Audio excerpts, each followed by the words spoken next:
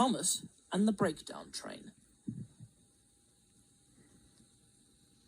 Every day, the fat director came to the station to catch his train, and he always said, "Hello," to Thomas.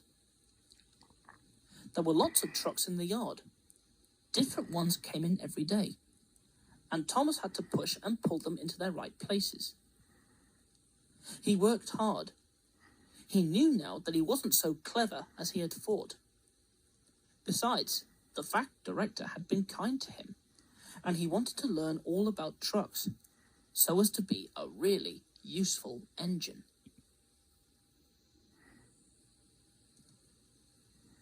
But on a siding, by themselves, were some trucks that Thomas was told he mustn't touch.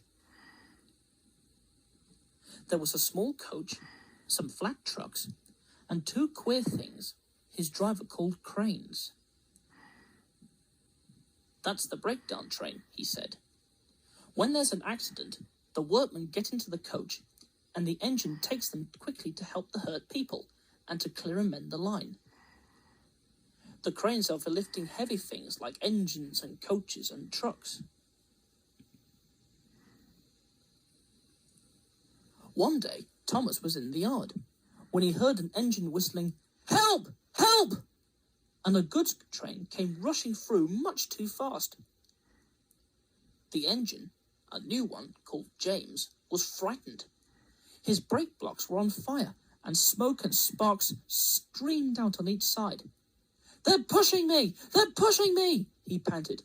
On, laughed the trucks, and still whistling, "Help! Help!" poor James disappeared under a bridge. "I'd like to teach those trucks a lesson," said Thomas the Tank Engine. Presently, a bell rang in the signal box, and a man came running.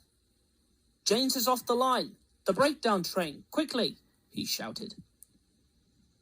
So Thomas was coupled on, the workmen jumped into their coach, and off they went. Thomas worked his hardest. "Hurry, hurry, hurry," he puffed. And this time, he wasn't pretending to be like Gordon. He really meant it. "Bother those trucks and their tricks," he thought. "I hope poor James isn't hurt." They found James and the trucks at a bend in the line.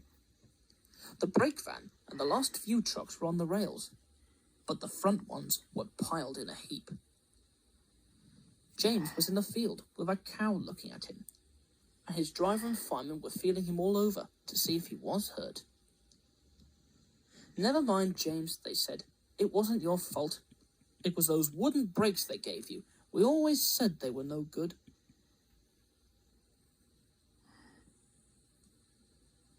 Thomas pushed the breakdown train alongside.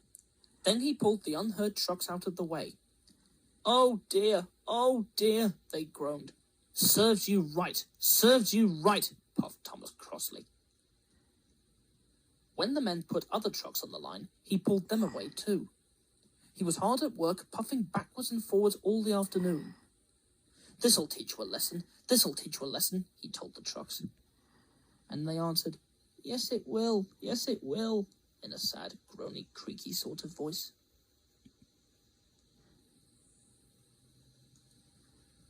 They left the broken trucks and mended the line.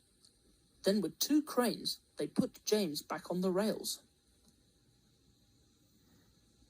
He tried to move, but he couldn't, so Thomas helped him back to the shed. The fat director was waiting anxiously for them. "Well, Thomas," he said kindly, "I've heard all about it, and I'm very pleased with you. You're a really useful engine.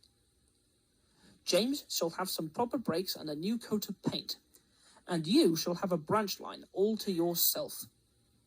"Oh, sir," said Thomas happily.